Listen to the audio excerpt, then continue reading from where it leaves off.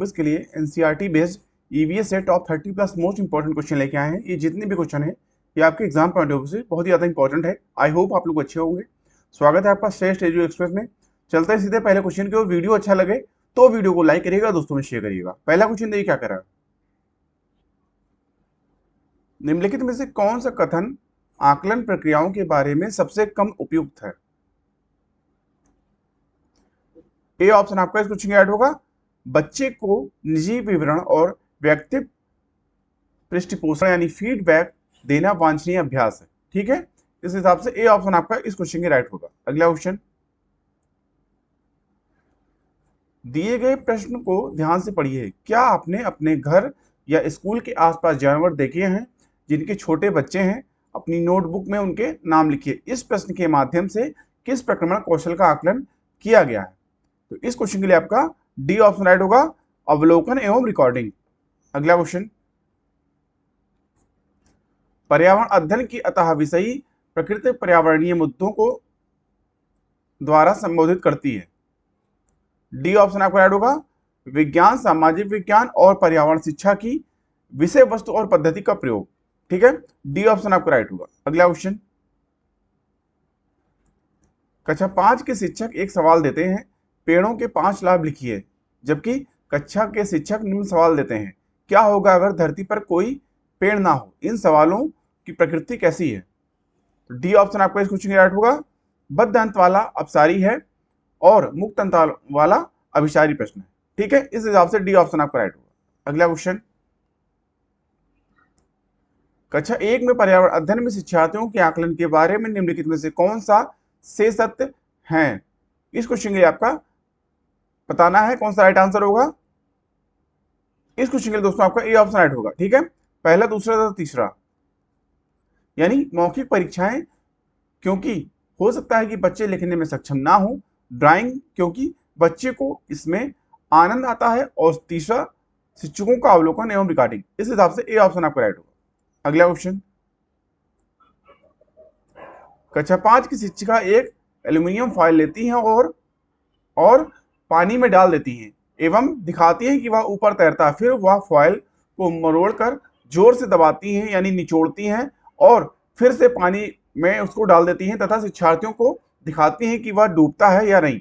बाद में वह शिक्षार्थियों को यह सोचने और कारण देने के लिए कहती हैं कि ऐसा क्यों हुआ। इस प्रश्न का उत्तर देने में निम्नलिखित में से कौन से प्रक्रमण कौशल का प्रयोग किया जाएगा? तो इस क्वेश्चन के लिए दोस्तों आपका सी ऑप्शन आपका राइट होगा, अवलोकन। अगला क्वेश्चन, पर्यावरण अध्ययन के शिक्षा शास्त्र के संदर्भ में सिवाय के निम्नलिखित सभी वांछनीय अभ्यास हैं। सी ऑप्शन आपका राइट होगा, वास्तविक अवलोकन के स्थान पर पाठ्यपुस्तकीय ज्ञान की श्रेष्ठता को स्वीकार करने। सी ऑप्शन आपका राइट होगा। अगला क्वेश्चन, महेश कक्षा 1 के शिक्षक हैं। वो वृक्ष संरक्षण की अवधारणा पर शिक्षार्थियों को संवेदनशील बनाने के लिए योजना बनाते हैं। निम्नलिखित में से कौन सी एक गतिविधि इस उद्देश्य के लिए सर्वाधिक उपयुक्त है? बी ऑप्शन आपका राइट होगा, एक पौधे को अपनाने और उसका पोषण करने के लिए प्रत्येक शिक्षार्थी को अभिप्रेरित करना। बी ऑप्शन आपका राइट होगा। अगला क्वेश्चन, पर्यावरण अध्ययन में बच्चे शिल्पकला और चित्रकला को समूह में सीखना विशेष रूप से पसंद करते हैं क्योंकि?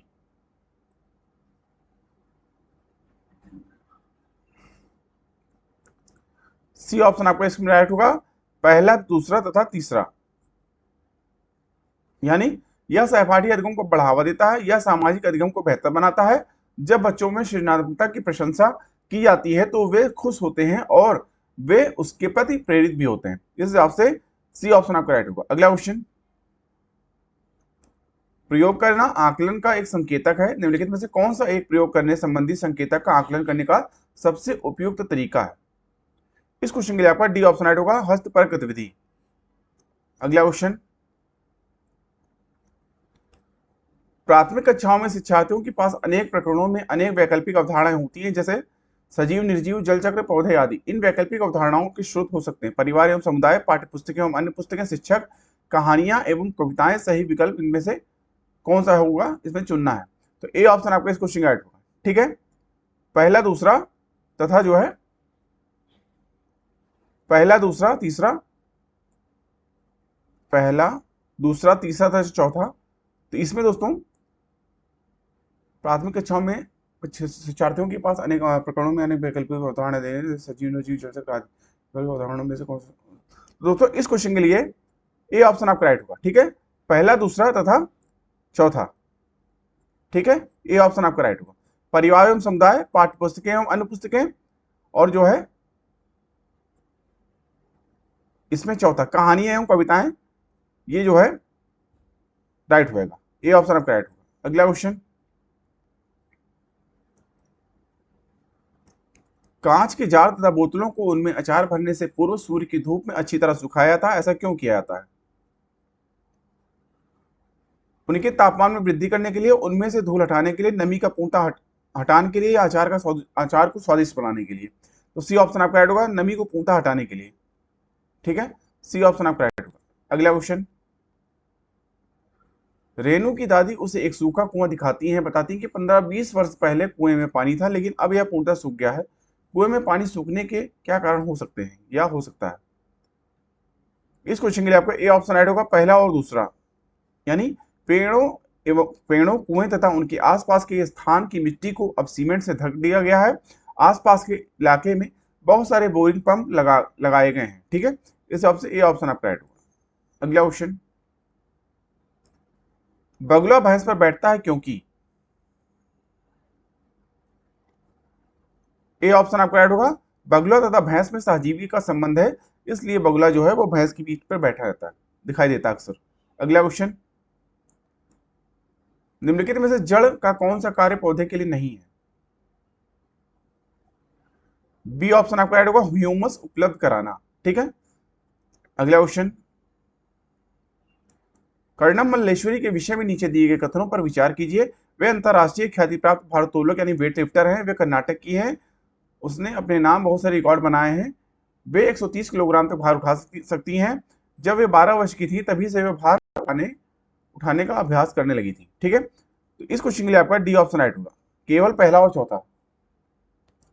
यानी वे अंतरराष्ट्रीय ख्याति प्राप्त भारोत्तोलक यानी वेट लिफ्टर हैं, और चौथा वे 12 वर्ष की थी तभी से भार उठाने का प्रयास करने लगी थी। ठीक है, अगला क्वेश्चन,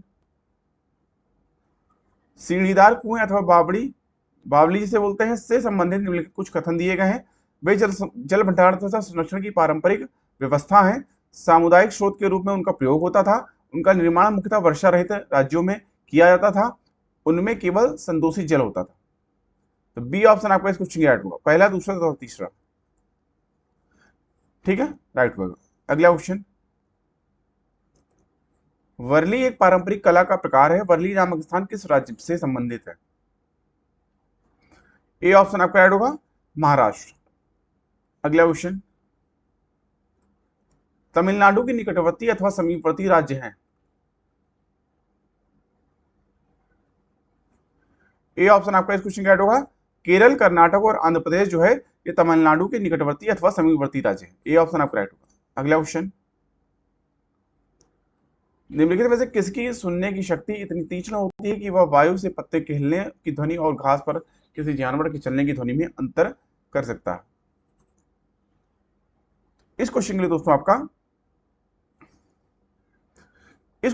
आपका ए ऑप्शन मेरे हिसाब से राइट होगा। आप लोग कमेंट करके बताइए कौन सा राइट आंसर इसमें होगा। ठीक है, अगला क्वेश्चन,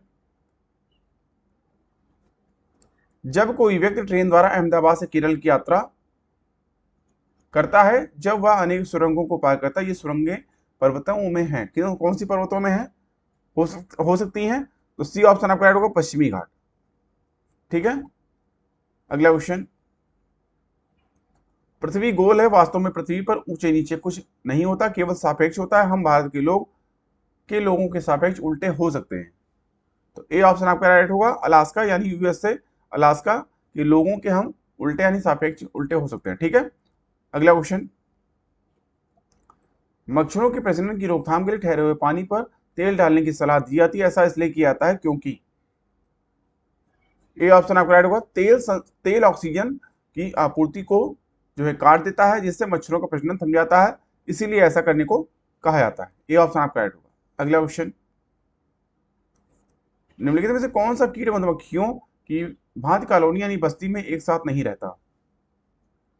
डी ऑप्शन आपका राइट होगा, मकड़ी। बाकी ततैया, बर्रा, ततैया नहीं बर्रे, चींटी और दीमक ये तीनों रहते हैं, मकड़ी नहीं रहता। ठीक है, अगला क्वेश्चन। ग्रामीण क्षेत्र के मकानों के ढांचे वहां की जलवायु मौसम की स्थिति से संबंधित होते हैं। एक गांव के मकानों के लक्षण नीचे दिए गए हैं। मकान मजबूत बांस के खंभों पर बने होते हैं। अंदर से भी मकान लकड़ी के ही बने होते हैं। मकान जमीन से लगभग 3 से 3.5 मीटर की ऊंचाई पर होते हैं। मकानों की छतें ढालू होती है। यदि इन गांव से भारी वर्षा होती है, इस गांव में भारी वर्षा होती है, तो यहाँ यह किस राज्य में होना चाहिए? ये ऑप्शन आपका राइट होगा, असम में। अगला क्वेश्चन।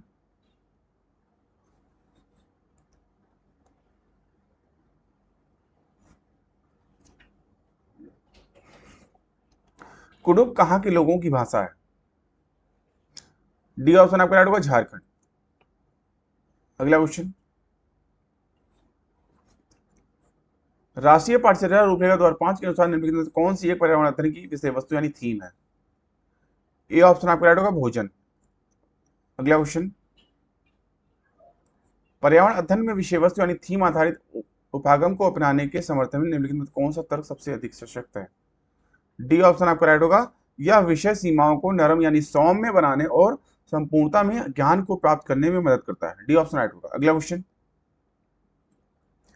प्राथमिक कक्षाओं में पर्यावरण अध्ययन को सिखाने सीखने में कहानियों एक महत्वपूर्ण पहलू है। पर्यावरण अध्ययन की कक्षा कक्ष में कहानी सुनाने के लिए निम्नलिखित में से कौन सा सबसे कम उपयुक्त कारण है? डी ऑप्शन आपका राइट होगा, कहानियां पर्यावरण अध्ययन अवधारणाओं से संबंध जोड़ने के लिए संदर्भ उपलब्ध कराती हैं। डी ऑप्शन आपका बिल्कुल राइट ऑप्शन है इस क्वेश्चन के लिए। अगला क्वेश्चन। पर्यावरण अध्ययन पाठ्यपुस्तक की विषय वस्तु में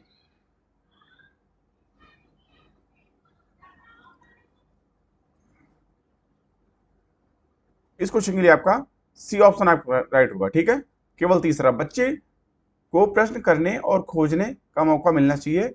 सी ऑप्शन आपका राइट होगा। ठीक है, क्योंकि बच्चा उसमें इन्वॉल्व होता है तो अच्छे से सीखता है। अगला क्वेश्चन। और हमेशा की तरह आज का प्रश्न इस वीडियो लेक्चर का आपके लिए क्वेश्चन क्या आज का, कौन सी विशेषता परिवार की नहीं है? कम से कम 2 भिन्न लिंग वाले वयस्क रहते हैं। 7, प्रत्येक सदस्य की आय भिन्न भिन्न जमा की जाती हो, वे समान आवास, भोजन और समान सामाजिक क्रियाओं का उपयोग करते हो, या सुरक्षा एवं बच्चों का साझा उत्तरदायित्व। इन चारों में से कौन सा ऑप्शन राइट होगा आपको कमेंट करके बताना है। अभी के लिए इतना ही। आई होप आपको वीडियो अच्छा लगा होगा। वीडियो अच्छा लगा हो दोस्तों, वीडियो को लाइक करिए, दोस्तों में शेयर करिए, चैनल को सब्सक्राइब करना ना भूलें, जिससे चैनल पे आने वाले इंपॉर्टेंट वीडियो को नोटिफिकेशन आपको टाइमली मिलते रहे। अभी की वीडियो को देखने के लिए धन्यवाद। मिलते हैं नेक्स्ट वीडियो चैनल, तब तक के लिए थैंक यू। जय हिंद।